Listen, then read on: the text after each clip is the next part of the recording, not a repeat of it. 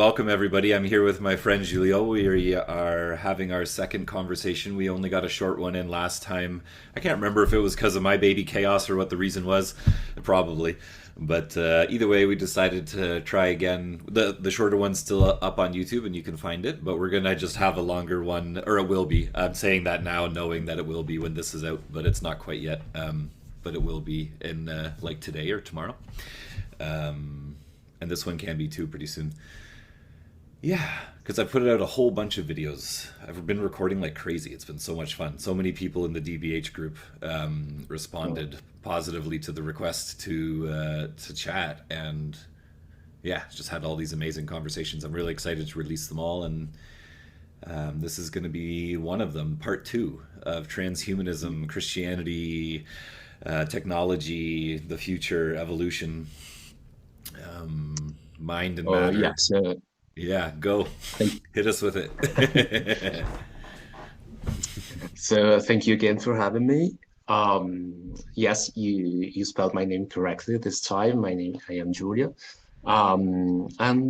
Yes, we had a very short conversation like last time because I remember that you had to interview David Bentley Hart like right after our chat.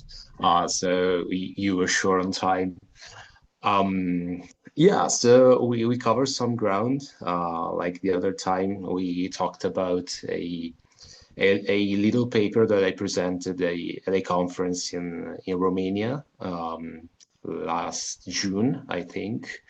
And yeah, I wrote on the Russian religious philosopher Nikolai Fyodorov, who is considered to be the father of the movement called Russian Cosmism, which is a very interesting, eclectic, idiosyncratic group of thinkers, which were religious in the case of Fyodorov and of others.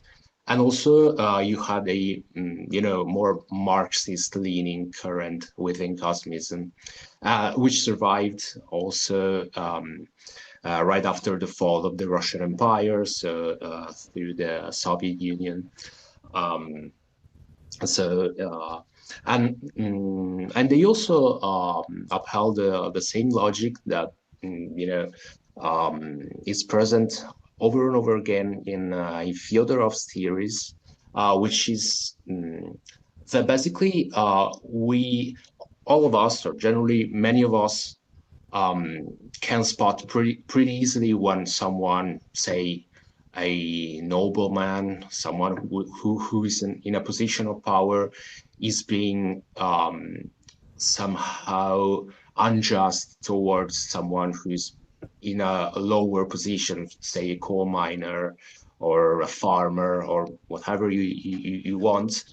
But all of us take for granted that we basically carry forward the most radical discrimination of all, which is the discrimination against the dead.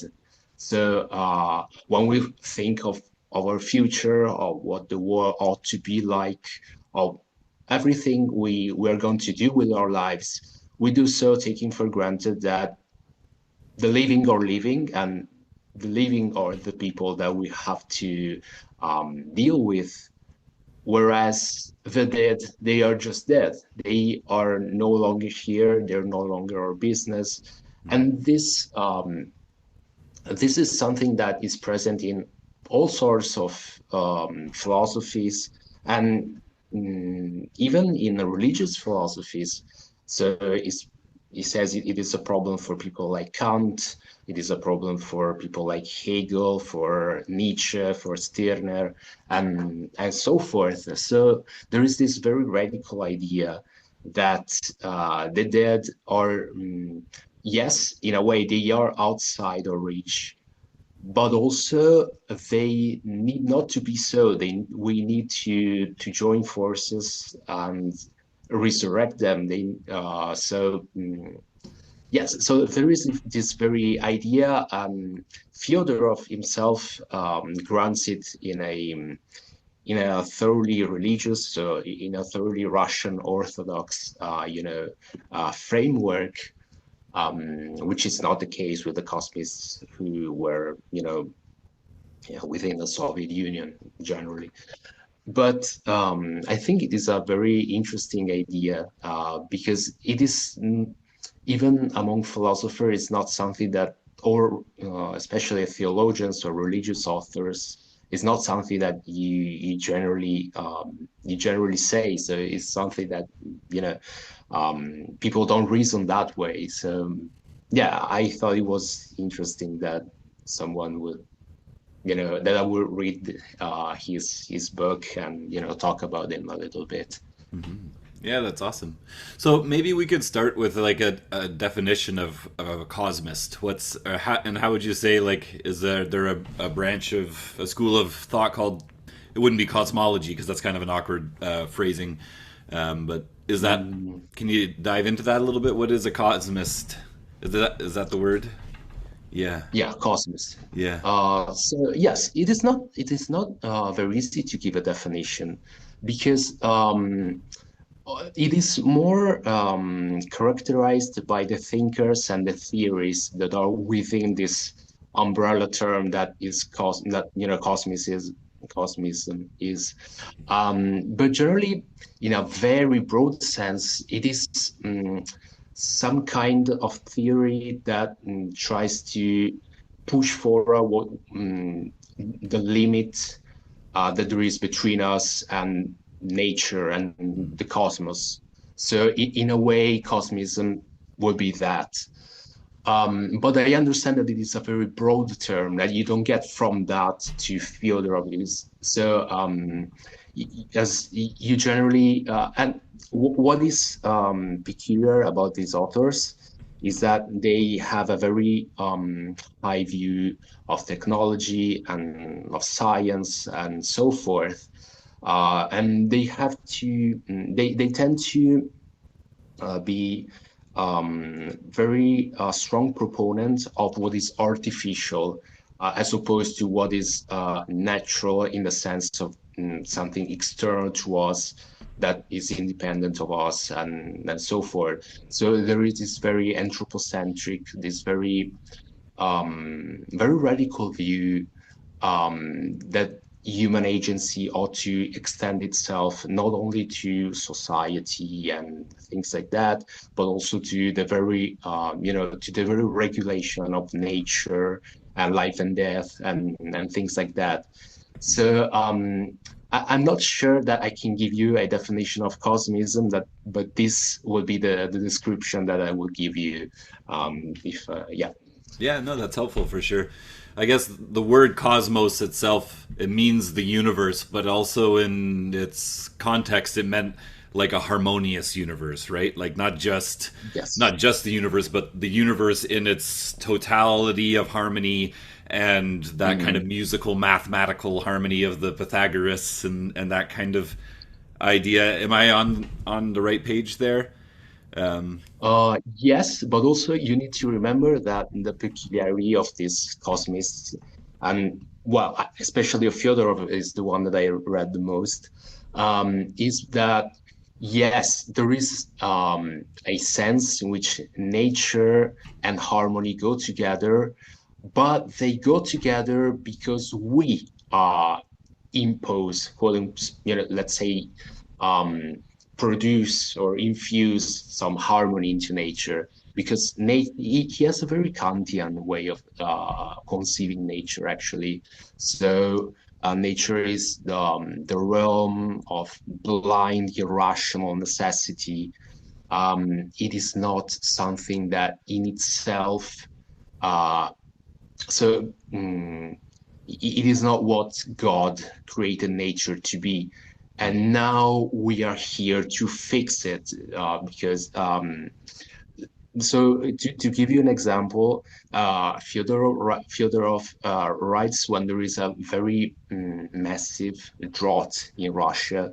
So the farmers and the people who are in that line of work, they're having a very rough time because they are poor. They cannot provide for themselves. They have trouble working with the fruits of the ground, basically. So Fyodor said we need to manipulate the weather in a way that things like that, where people die because nature is not collaborating with us, so things like that do not happen again. So in a way, this is what thinks when he thinks of the relationship between us and nature. So nature is to um, needs to become our friend again, but we make it become so. We have been put on this earth to restore what nature ought to be.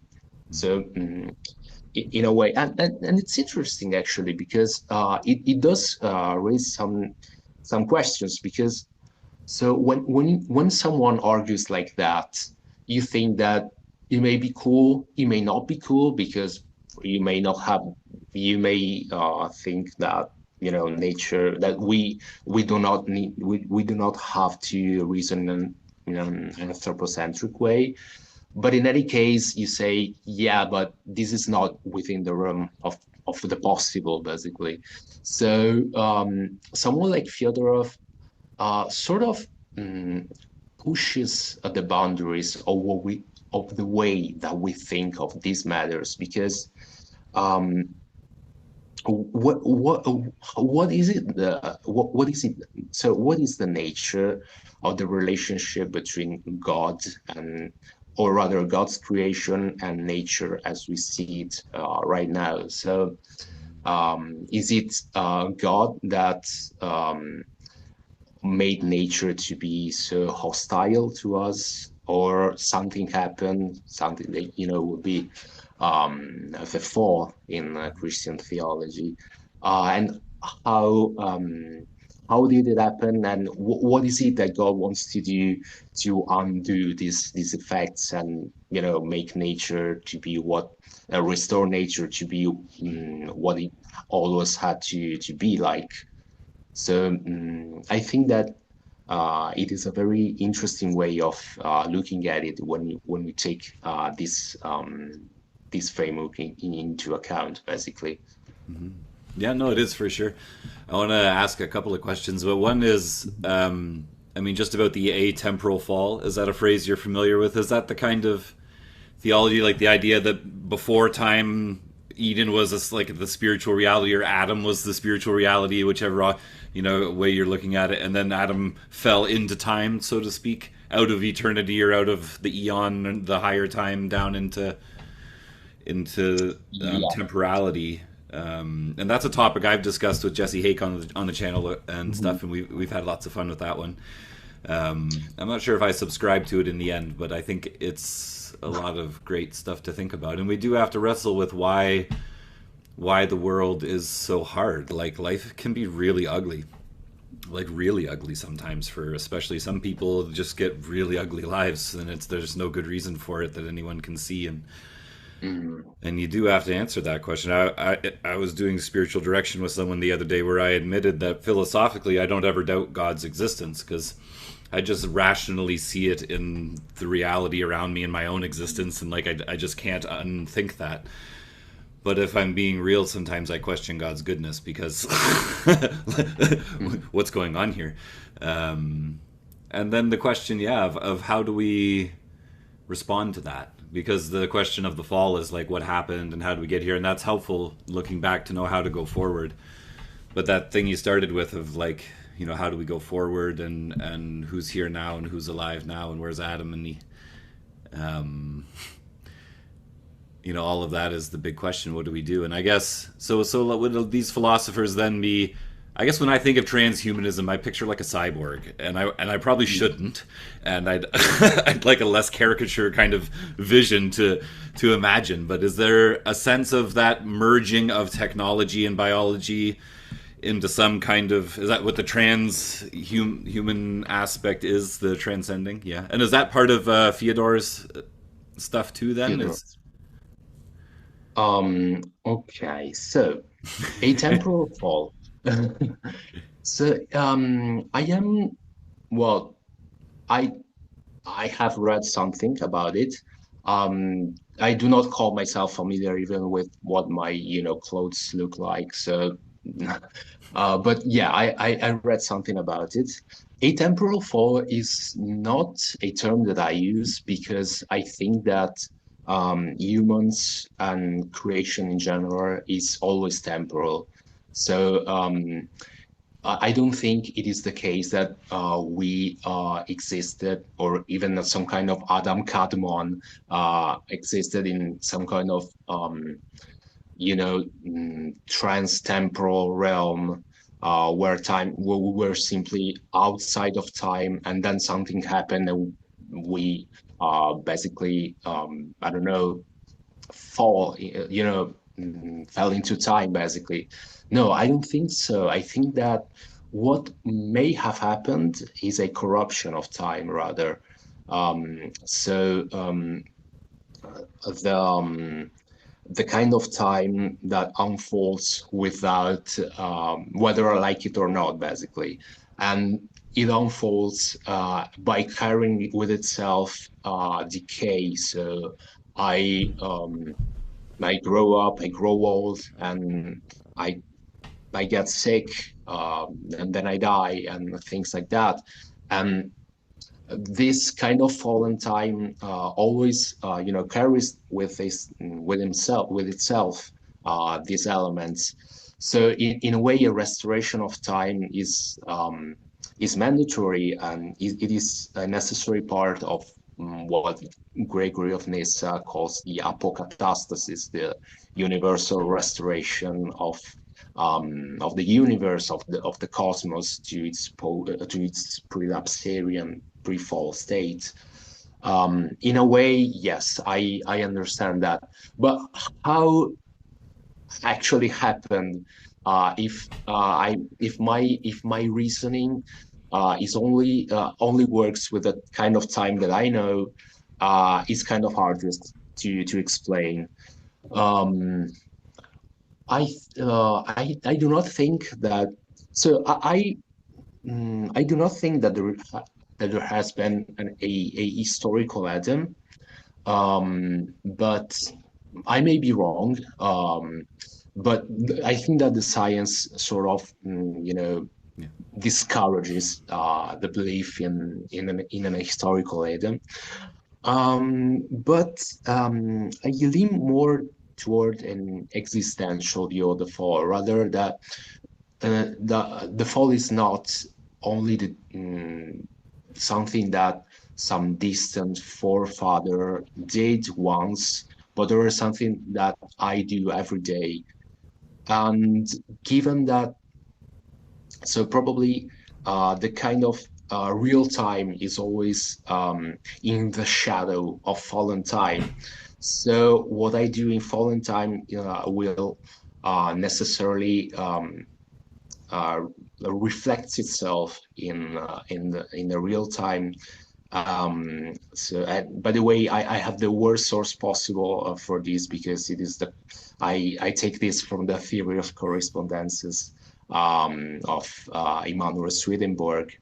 But anyway, so I think that if I do something here, something that is evil and that is wrong, that will also make its effect clear all throughout the real time. So I may do something wrong here right now, and but given that historical time that only unfolds independently of my will and of my pull towards the good, basically. Um, so the effect of it will still be felt in the real time. So, but the real time doesn't really work that way, and in some case, everyone already shares in every epoch.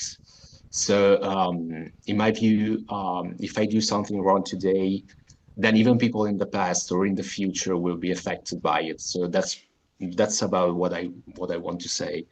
But it is more of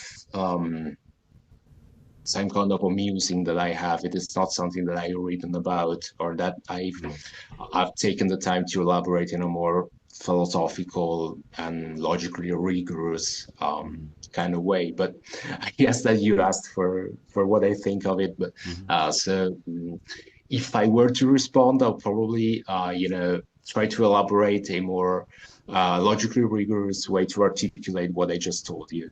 Yeah. I don't need logical rigor here. This is just a chat, so we get to just say fun things and nobody gets to judge us about it. So the second question, you asked, I think you asked three questions. One was atemporal fall. The second one I can't remember because the third one was transhumanism. What about the second one? I don't remember the second one, I guess, either. I was just remembering the transhumanism. But there's a segue between the two that I think fits really well. So in Eriugena, and he got it from, I think, Maximus and a bunch of other church fathers in the more Eastern tradition. Excuse me. There's this idea that the fall happened at the beginning of our creation. Not sort of like it's not the end of our story. It's actually the very beginning of our story, and that Eden represents a place where our being would have unfolded in the natural way, in the proper kind of time, in the eternal realm, whatever you want to say, in Eden, as Eriugena would say, and that's how we were meant to unfold. But the fall has interrupted that, and so the return to Eden is actually a return to the beginning, a return to so that our purpose may be fulfilled, and that's deification and to become God and all of that kind of stuff. And I wonder how the transhumanism then fits into that question of, like, you know, what were we meant to become? What's our ultimate destiny? What is deification with the scientific modern mind look like? And is that related to, you know, like my friend just got these new glasses where they're the meta glasses, and she takes pictures of things, and she's not a cyborg yet, bless her soul. But she, you know, if that continues, and it logically will, that the integration of biology and technology will improve in terms of its just efficiency, effectiveness, and all that kind of stuff. Is that part of the transhumanism? Like, how does that work or fit into it?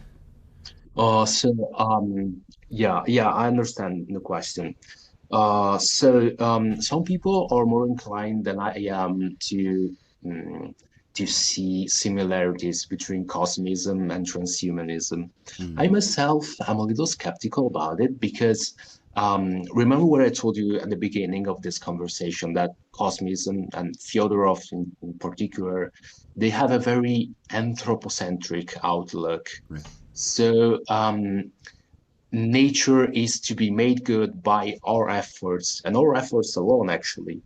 And transhumanism, on the other hand, yes, it does share with Fyodorov this very high biotechnology, but it wants to use technology as a means to reach the post-human stage. So in my view, transhumanism is something more akin to Nietzsche's Übermensch.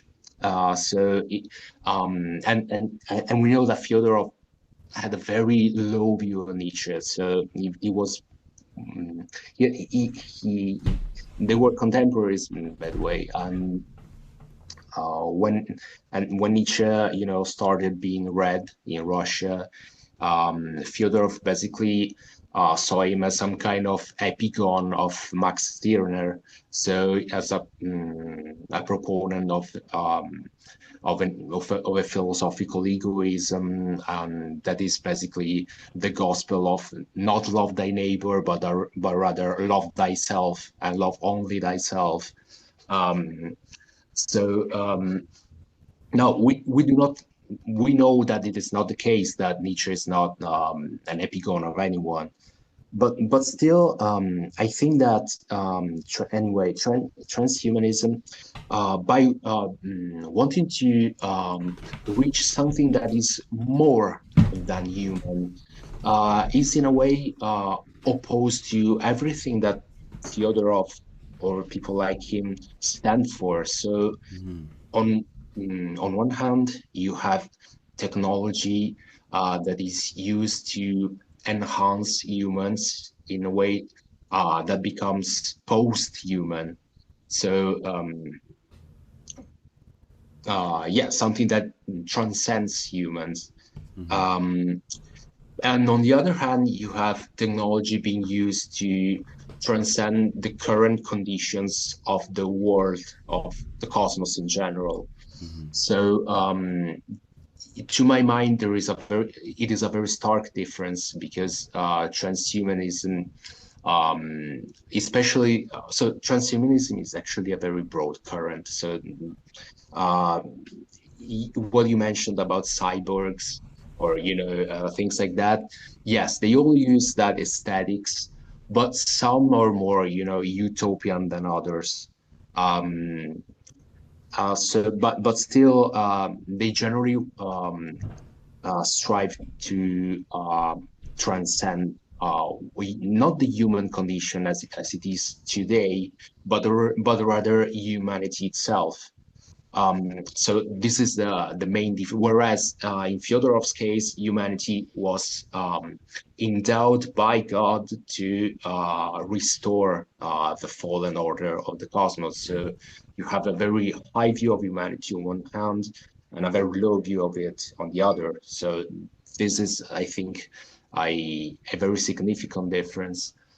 But yes, and also technology. Is, according to Fyodorov, always a means to an end. So it doesn't make an idol out of technology. Whereas transhumanism, from a Christian perspective, may be accused of doing exactly that. Yes, so I hope I've highlighted some of the differences that lie Yeah. between these two Yeah, that's helpful for sure.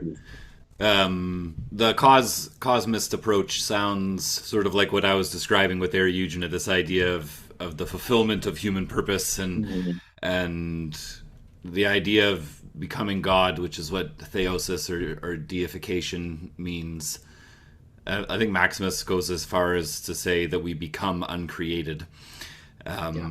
which is a strange thing to try and wrap your head around what that even means. That something uncreated became.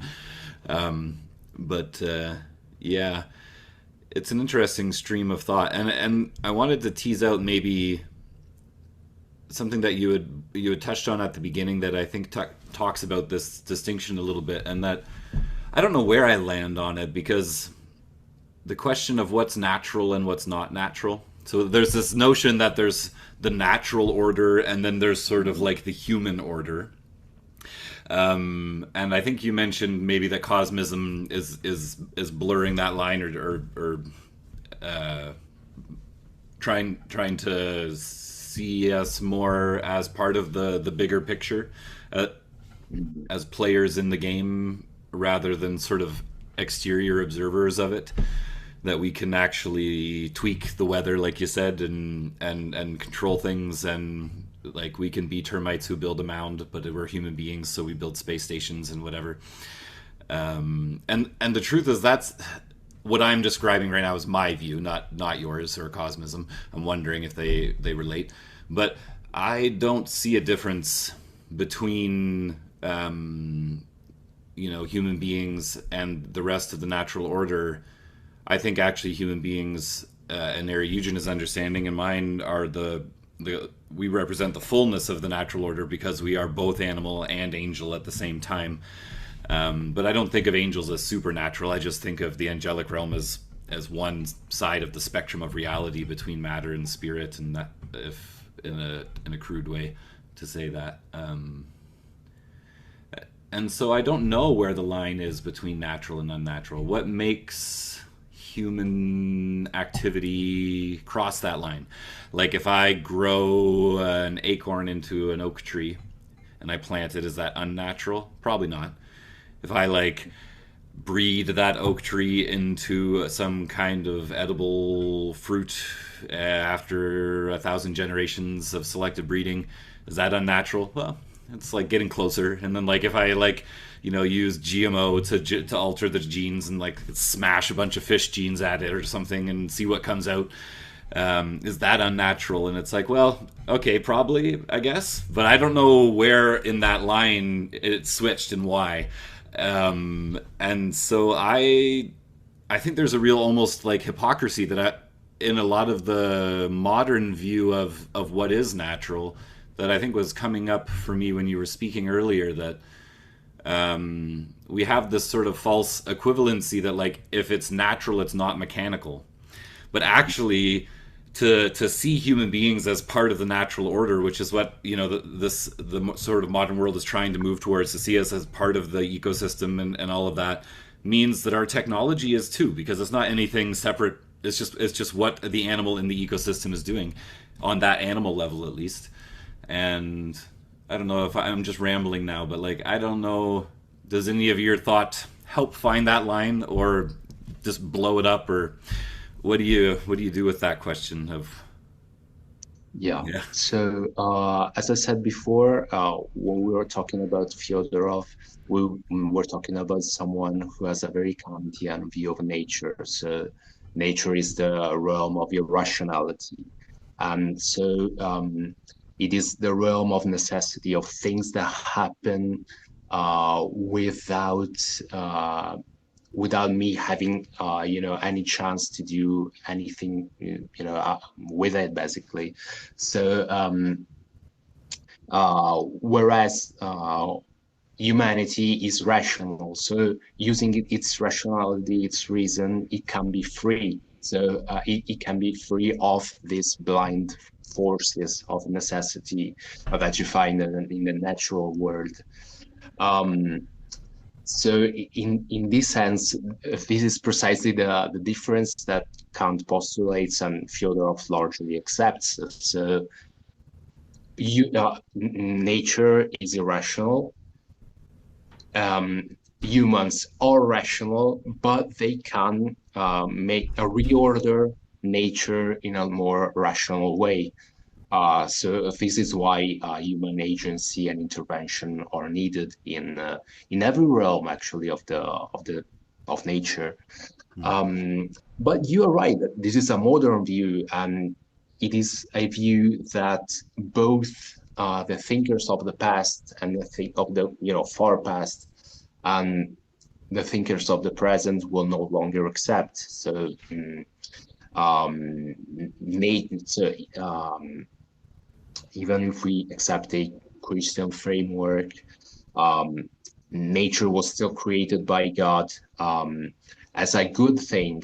So it cannot be just something that is to be taken that to be seen in such a light as someone like Kant does. Um, so and there is also the thing that she said about man acting as some kind of a bridge between natural and the supernatural. But I think that someone like St Gregory of Nyssa will reframe that as not much under a dichotomy between the natural and the supernatural, but rather you will accept more of a Platonic view that distinguishes between the sensible and the intelligible. And in that sense, humans will be the bridge between the two, because we are material, but we're also spiritual. So we are endowed with the ability and with the task of spiritualizing matter, as Vladimir Soloviev will say. Um, so you understand that it is no longer here a fight between the irrationality of nature, that has in some kind to be defeated or something like that, or in Kant's view that you have to free yourself from it. But it is rather something that needs to be more integrated with the cosmos and with the divine life ultimately. So it, in my view, it is a slightly different view. So it is a slightly different issue. So. And I have absolutely no idea where nature stops and supernature begins, because even if we accept the view that nature as a whole is irrational, we are still looking at the facts of nature as if they were something that are completely observable in their entirety by our naked human eyes. So it is something that patristic theology, for instance, would not accept, because yes, nature is fallen and all of that, but also the logi of creation, the seminal principles that are in the mind of God for what the elements of nature's have to be like.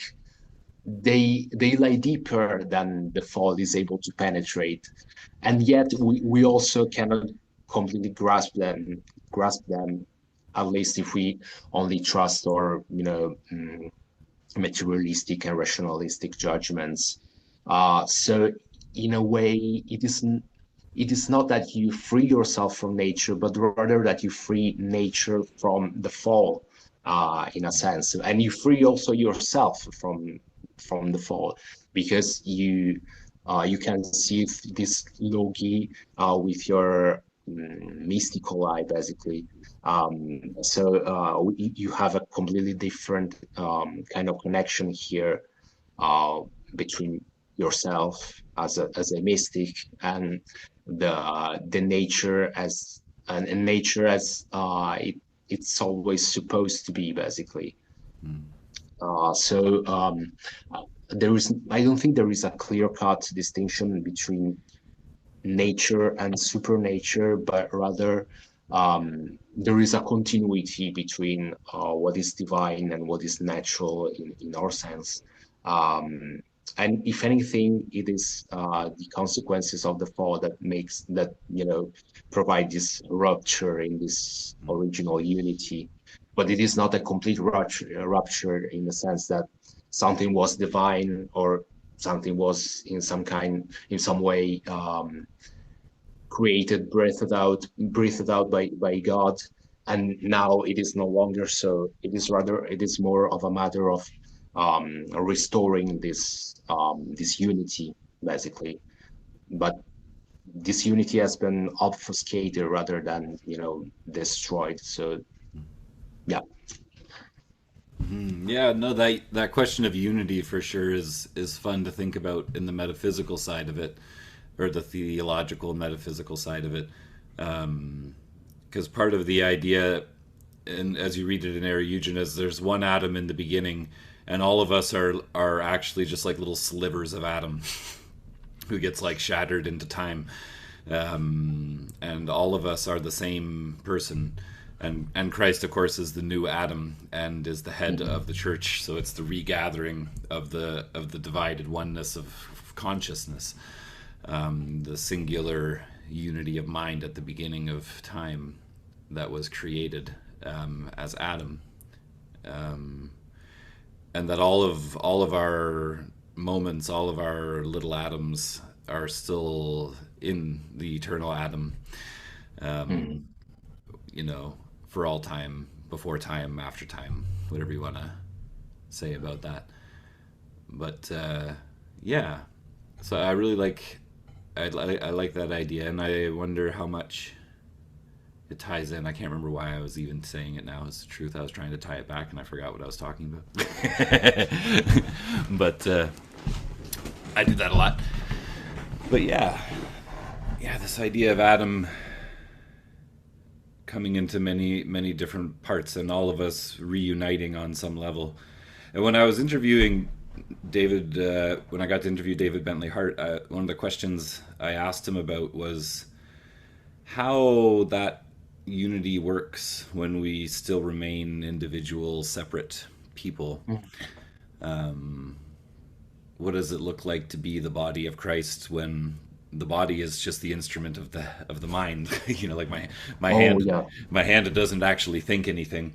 And so if it had its own mind, like what kind of world is that, where there's a bunch of minds all united in one mind, but not dissolved, not the distinction isn't like the Trinity, the distinction isn't dissolved even though they're unified. And he gave me some kind of really good answer that I have to go back and listen to again so I understand it better. Oh, I was curious to hear what the answer to your question actually, I think but I guess I'm he fine. said something about the leveled ontology, and that like we are united in the, I'm using my language now, but I think he would have said essentially in the eternal atom, we Mhm. almost sort of recollect our unity that pre-exists our multiplicity. Um, but I'm not sure. I do have a question about the nature of the fall and the redemption. And this is where Jesse and I differed, and I was curious if you want to give me some of your thoughts on it. You had mentioned how the fall isn't just something that happened in the past, but it's something that's happening all the Mm. time. And exactly the metaphysics of time, I'll leave that out for now of how that happens. But so if all the fall happens, like Adam falls, and then all of time is affected throughout all of the whole timeline, and Mm. that's the premise of it, that this one sort of atemporal or metatemporal or transtemporal Okay. moment event, affects the entire timeline, and its presence is felt throughout the entirety of it. It's not like one thing that Mm. then sets off billiard balls. It is immersive, like the laws of physics are, just into the whole of reality in a way, and like an Yeah. infection into it. But then my question is, with the redemption of Christ, the second Adam, would not the redemption of an atemporal fall require an atemporal, or imply, I should say, an atemporal resurrection? One that does the same thing, that infuses the resurrection already before time into all of reality, just in the same way that the fall has infused sin all throughout all of reality. And so the question then of a coming eschaton, of a day Mm. when the apokatastasis will happen, of when Yeah. the restoration will occur, seems to me to be a really temporal notion, a linear temporal notion for something that's supposed to be the transcending of that. Mm. And so it seems to me that if Christ ever overcomes the curse of Adam, if the resurrection ever has any effect at all, then it's already been true since the beginning, just like the fall was. And that we must be experiencing now the resurrected cosmos already, not the fallen Mm. one, because how could the fallen one ever exist? Okay, I understand. You raised an interesting point. Um, in a way, I so I'm gonna probably be a bit too close to some dozen heresies here, but the You're allowed to be a heretic here. okay, no, I'll try not to be a turn to be, but still, the resurrection of Christ is the resurrection from dead. In a way, it presupposes death. So if there were no death, there would probably be no resurrection. So you have this because the wages of sin is death. So in a way, if death didn't exist, Christ could not resurrect from the dead because there would be no Hades in the first place. But so in a sense, when we uh, we are already we're actually experiencing even right now Christ's resurrection, because otherwise we will probably not be able to withstand a world where there are certain that is marked by the fall basically. So so I guess that the the fall is some kind of the result of a misguided freedom, but apparently freedom is so radical, such a important principle that for God that we maintain our freedom, because otherwise we couldn't freely choose God, that He allows us to fall and yes to have upon ourselves these consequences of our fall. So what I mean is that even that it's sort of freedom in some sense is more fundamental than even time itself. So in a way, if you have fallen time, you have this freedom that misguided freedoms affect that are felt even today and in all ages. But also you have the freedom of the resurrection of Christ that sort of contains and gives us the opportunity to make from the evil that we produce something good. I don't know if I've answered your question, because as I told you, when we think of atemporal, metatemporal fall, we always think with the categories of the time that we are used to. So in a way, your question sort of goes beyond that kind of time. So it is sort of difficult to apply those categories that we generally use when we talk about time to answer this question. But yeah, I suppose that the answer might have something to do with the primacy of freedom over time and the tails of creation. So that's probably how I would approach it. Yeah, that makes sense. I think when I think about it, I end up feeling like every moment is both fallen and redeemed simultaneously. Mhm. That the redemption is always stronger than the fall, even though they happen simultaneously, exist Yeah, simultaneously, and that God is, the ineffable source beyond all those things.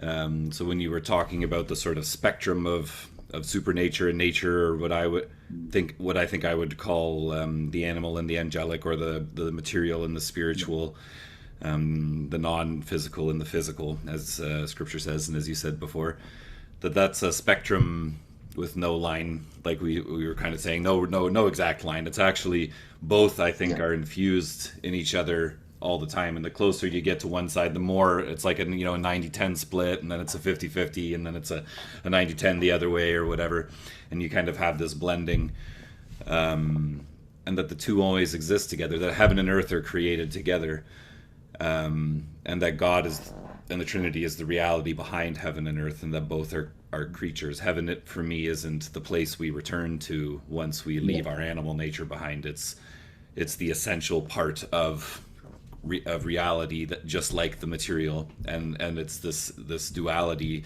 and a spectrum which allows for beauty to unfold and time to unfold. Because for me, the Holy Spirit is the presence of change and motion. And I get that from Eriugena. It's a very Neoplatonic kind of thing.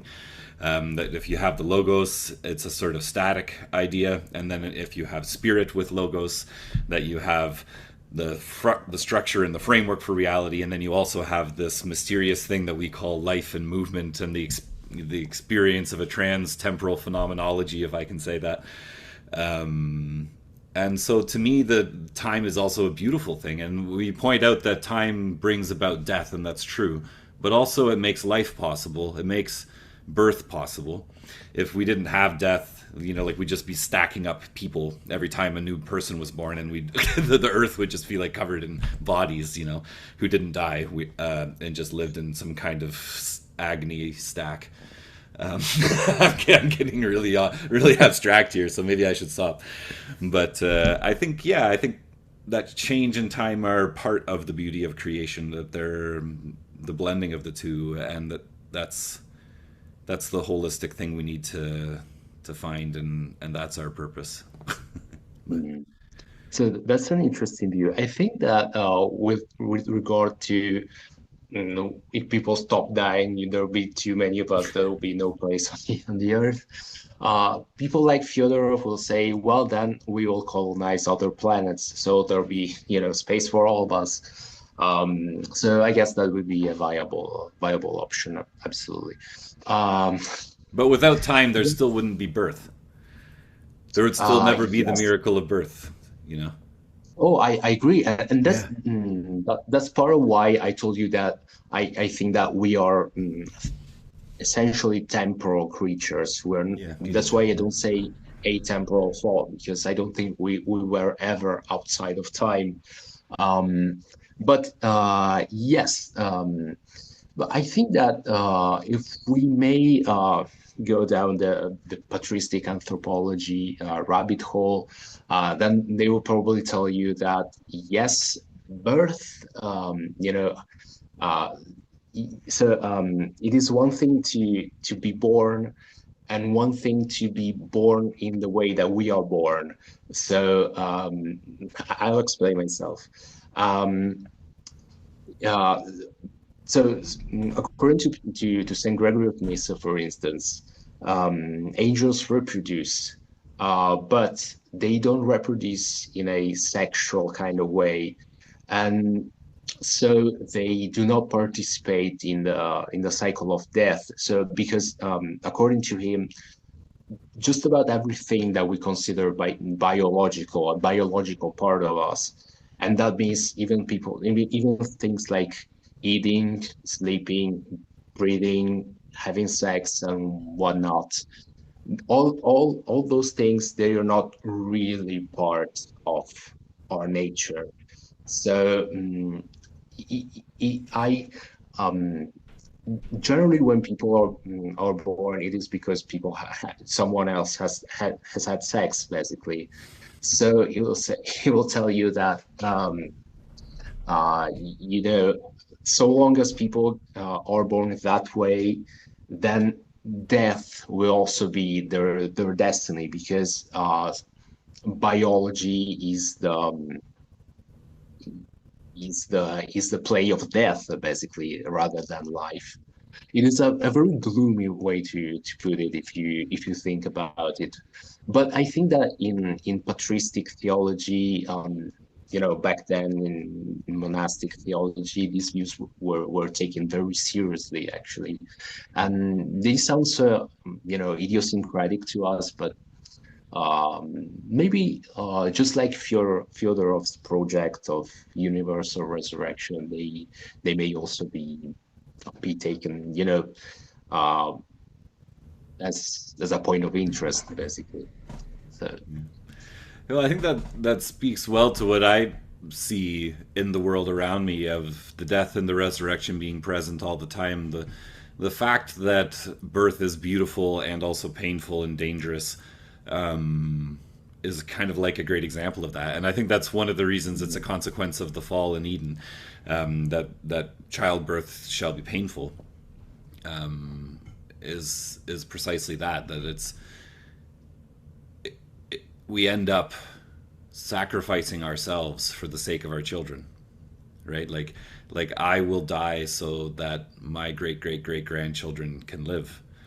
And I think that there's something beautiful in that too, that Christ modeled with his death and resurrection, which for me is like a microcosm of the fall and redemption, and is also the heartbeat of the universe, of the logos, of the eternal Christ its nature is always pierced, always fallen, always crucified, and always resurrected, and and still bears the scars after the resurrection, which I think is kind of like the world we see around us. You know, like there is this beautiful redemption that you can. I like the Platonic language of participation.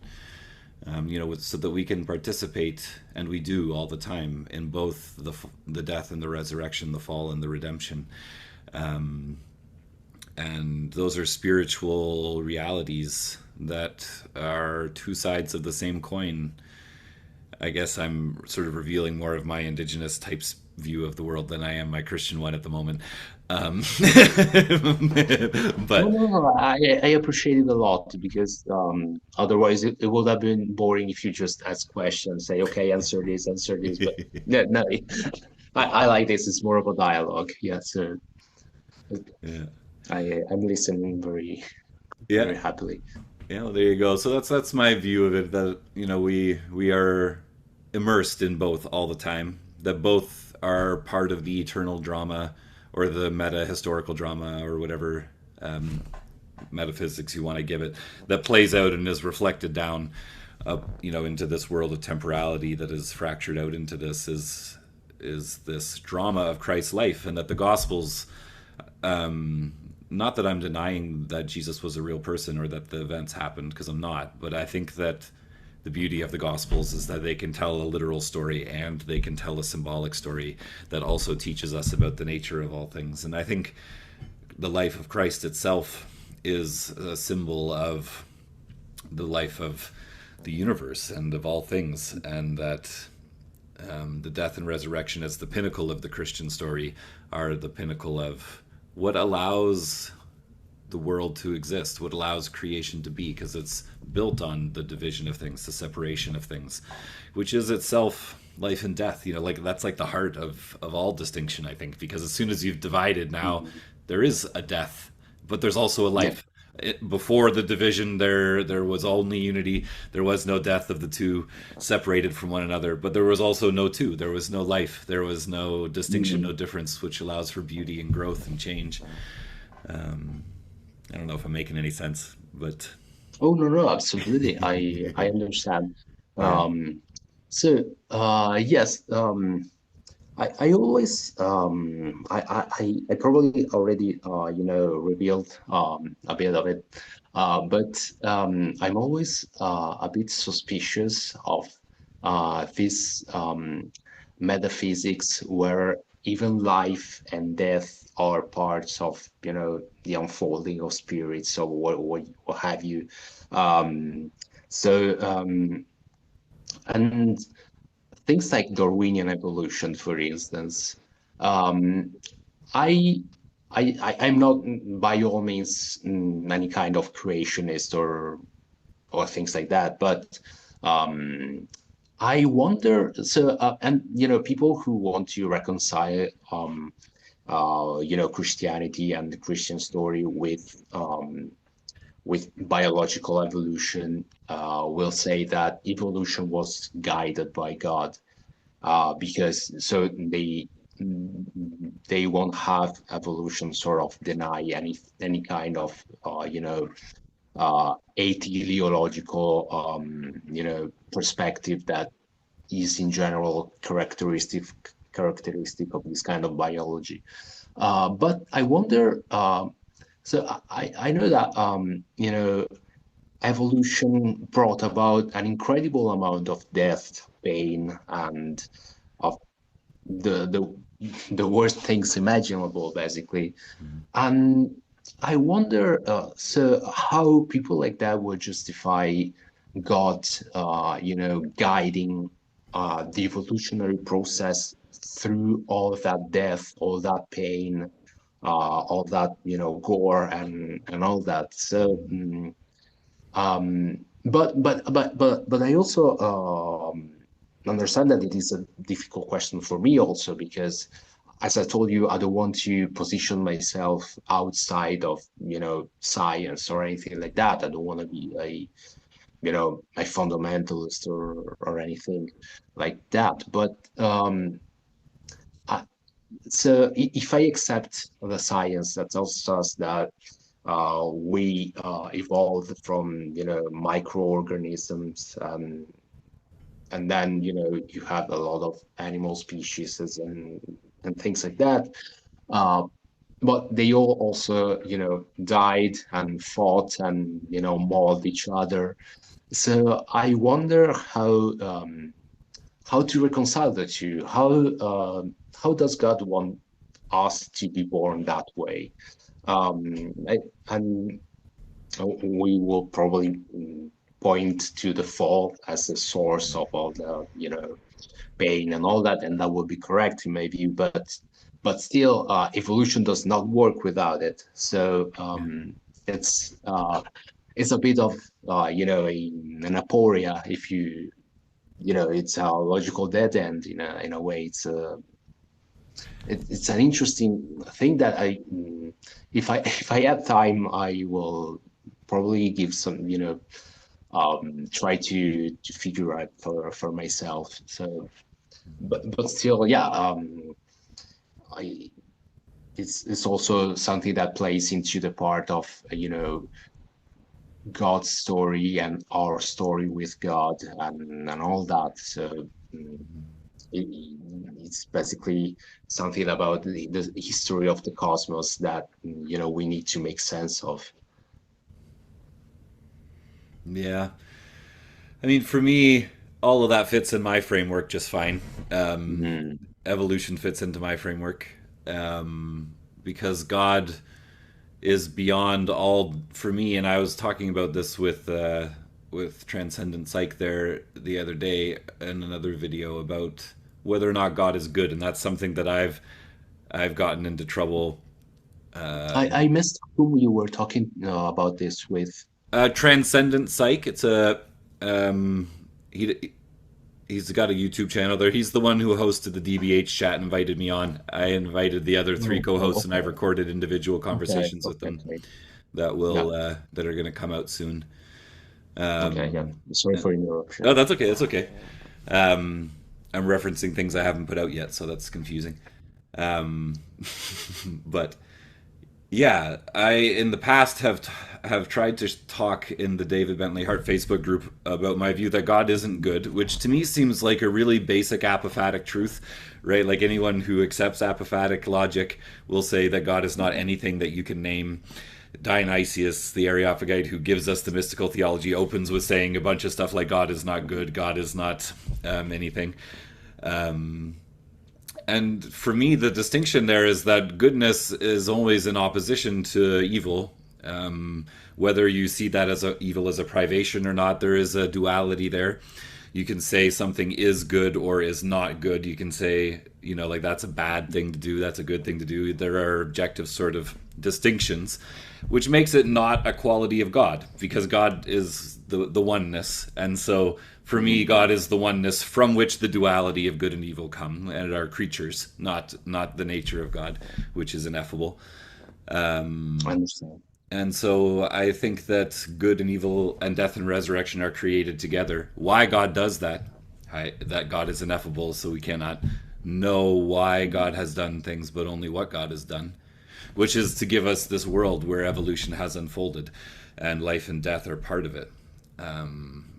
And so for me, that view of evolution is a perfect example of like, it's, I think in our postmodern kind of mind frame, maybe a little bit, we tend to focus on the death of evolution, but we forget that there's this tiny marble in the middle of the giant expanse of reality where millions and millions of species have evolved and come and gone in this beautiful blossoming of flourishing life. If you look at the planet as a whole, as opposed to the individual animals on it, Earth has just gone through eon after eon of diversity and beauty and magnificent things, and dinosaurs and trees and giant fungus and huge sloths and whatever. And it's wonderful and magnificent, and we forget that, I think, for some reason. And I don't mean to erase, therefore, the pain and suffering, because I'm not. I'm saying that that's part of reality, but that they're both there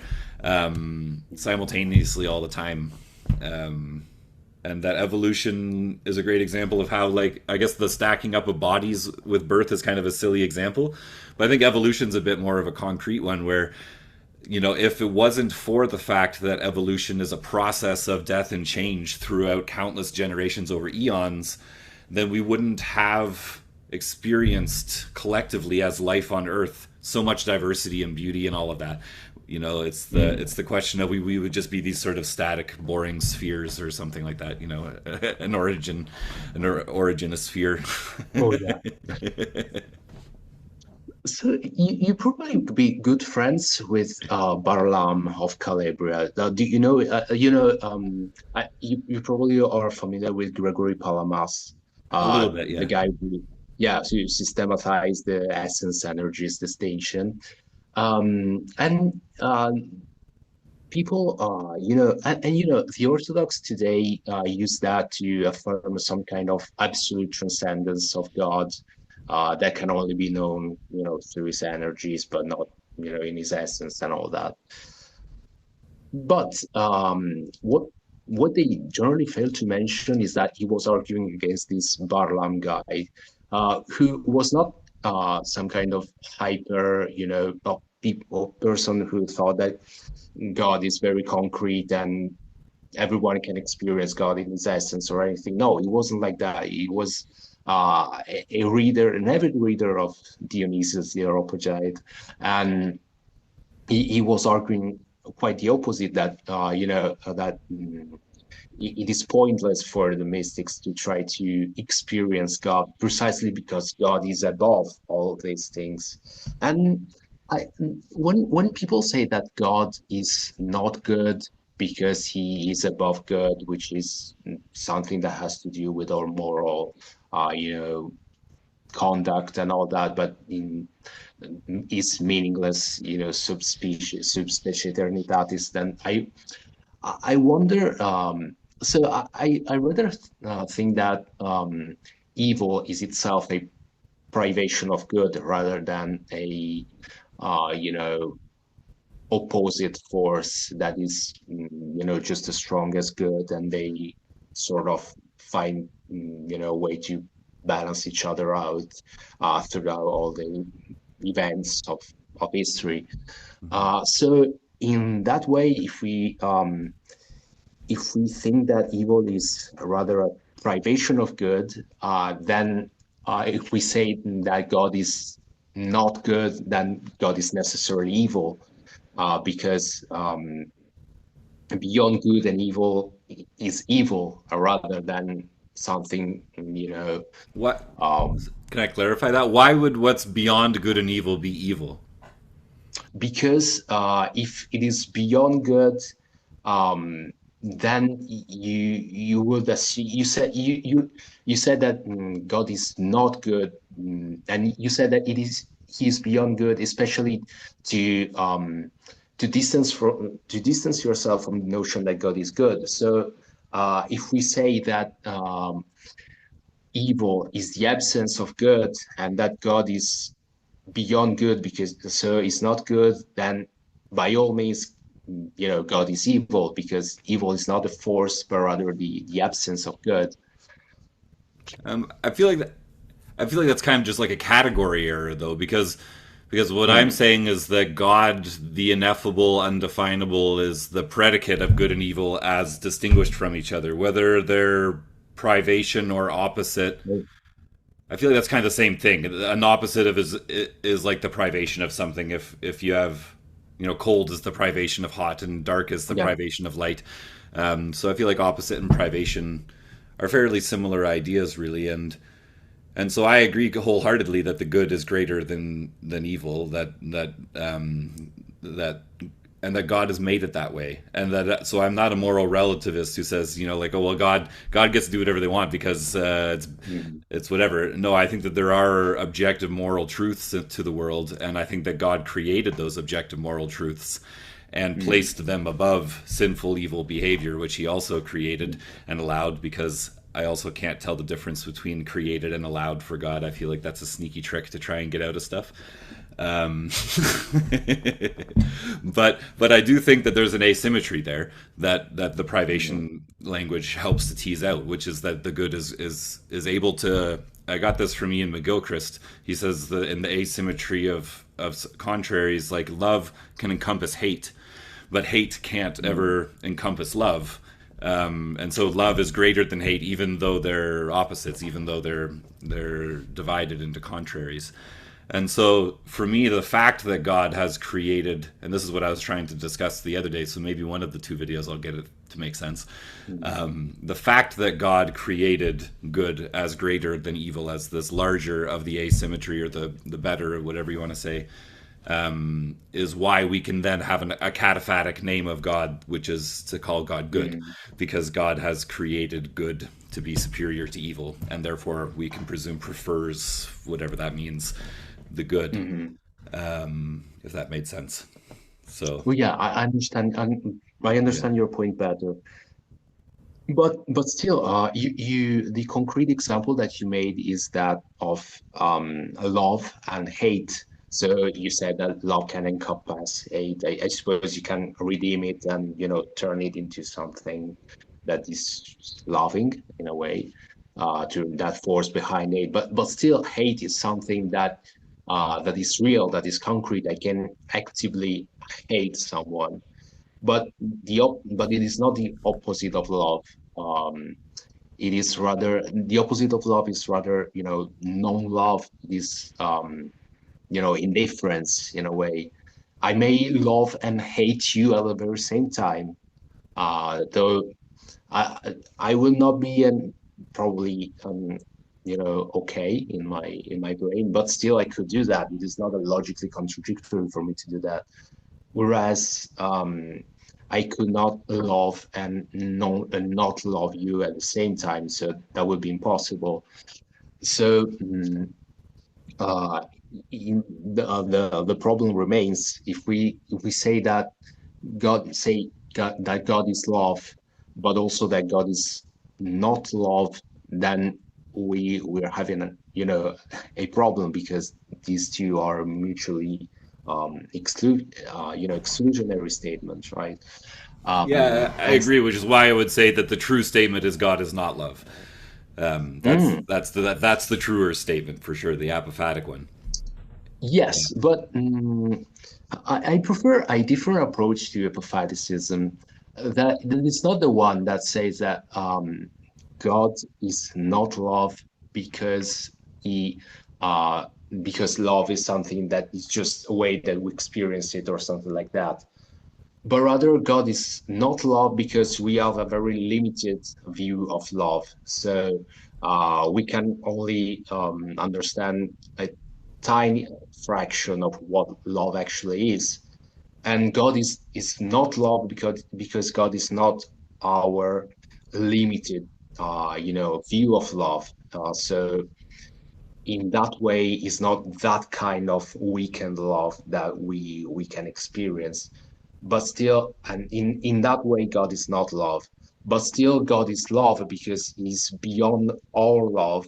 He's the real love. So that's what I think when that's what I think when I think about apophatic theology and what it can be salvaged, how it can be salvaged from a you know absolute agnosticism of when we're talking about God, basically.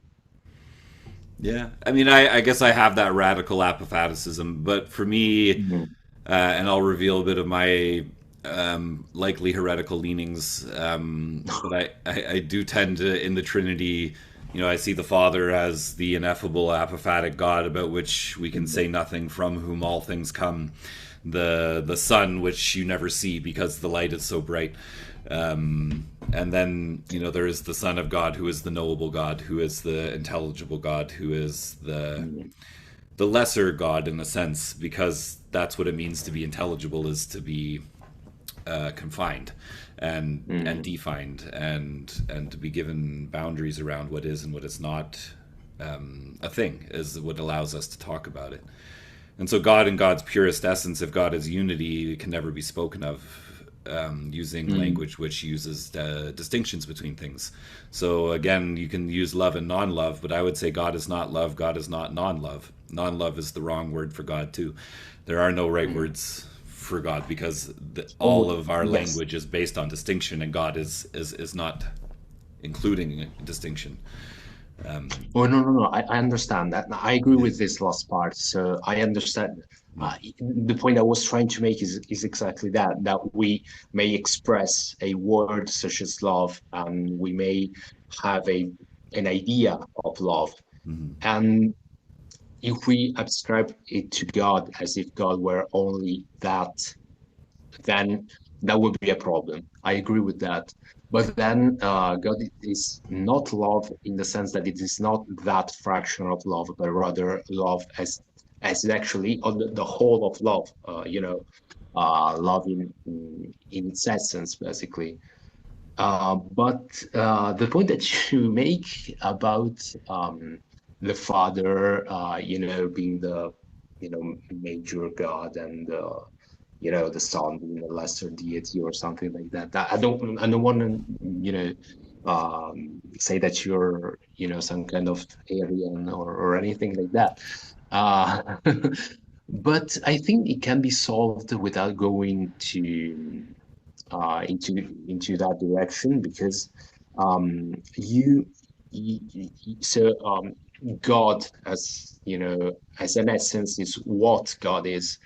But if I say, let's say that I and I don't know, Gregory, no, rather Pope Gregory the Great. Okay, uh, he as he does have an authority over me. In a sense, he is above me in authority, because he's the Pope.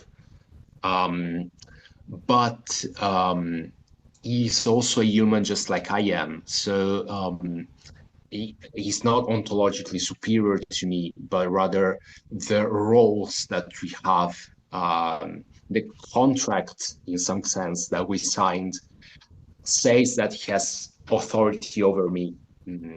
Because we sort of agreed to that. Our relationship is like that. But it is beyond that inequality is a relationship between equals. So we are humans, so from an ontological point of view, there is no superior or inferior. So I and Pope Gregory the Great are on the same level from an ontological point of view. But from the point of view of roles, basically, of our relationships, then he has authority over me. Then in that sense, he's superior to me. And I think that something like that is true for the relationship between the Father and the Son and the Holy Spirit, because yes, the Father is superior to the other two in their relationship. But from a purely ontological point of view, the very being of God, then there is no one. There is no. The Father does not have. Is not ontological superior to the Son or to the Holy Spirit. That's sort of my point. Yeah, I agree with But that actually, because I would say that the entire spectrum of ontology exists as creation within Christ, exactly. and therefore Christ, the Spirit, the Father are not part of any ontology at all, because ontology is the nature of reality of creation, and so there can't be any ontology in the source from which ontology comes.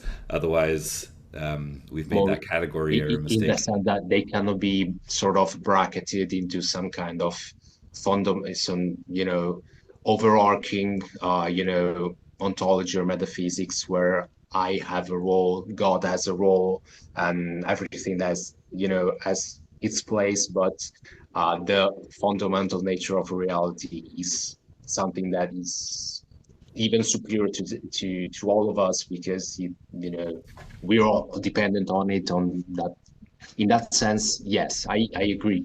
Yeah.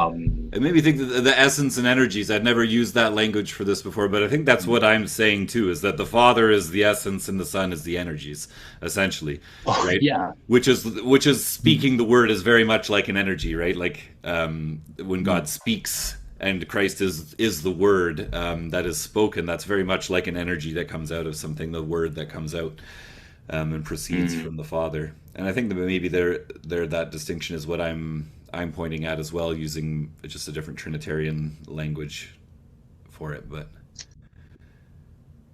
yeah. So yeah, so Mm. the essence and energies distinction would make the sun as some kind of the sun rays together with the Holy Spirit, and the Father as the Son in itself.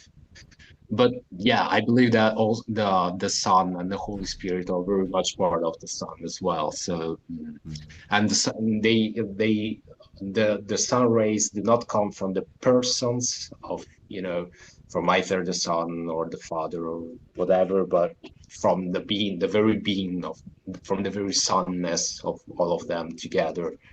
Um, Yeah, there's no real because distinction between the rays of the sun and the sun. that's that's correct. That's the Yeah, point exactly. yeah, yeah. um, Just like there's no so real difference between the word you speak and the person who speaks it, and the breath with which they speak it, which is the Holy Spirit. That's what Eriugenes says when God speaks the world into existence. The breath yeah. and the word come out together, because the breath and the word are the two, like they come together to make Yeah, reality. that's another interesting way to put it. Yeah, I Yeah, agree. yeah. I'm just looking at the time and realizing we've been rambling on about fun things for a long time. I should probably start Yeah. to wrap up and check on my kids. Oh, Um, okay. but this has been a lot of fun. I don't know if there's anything you want to add or any last thoughts you have that you want to jump in with or not, but you don't have to. Oh, well, we actually, I think that we covered a lot of ground, and I'm pretty satisfied with how it went. So I don't want to bore our listeners with anything else I could say. Um, I also wanted to ask, but perhaps it's not the right place to do so, because I wasn't able to see the other video that we recorded or other conversations. So thought it was never uploaded, but apparently it was. But It where was, do you yeah. believe It's just this hasn't gone evidence was? public yet. So I have a Oh, bunch of thumbnails to make okay. and descriptions to write because I've recorded about 20 conversations in the last couple weeks. Oh, okay, okay, okay. Now I Um, understand. and Now I I'm understand. almost done. So now the thumbnails, because I think I asked you for your bio or photo and stuff like that. Did I do that? Oh, no, you didn't, but Okay, maybe you could send it to me. Send it to me then. I think I might have used your Facebook profile picture or something like that for the oh yeah, thumbnail. it's a nice picture, so why not? Yeah, yeah. There you go. Yeah, so Yeah. it will come out probably like tomorrow or something like that because my new wonderful staff person Belle just finished Oh, sure. No editing all hurries. the videos and putting up the thumbnails and stuff, and so they're going to start getting launched out into the world pretty quick.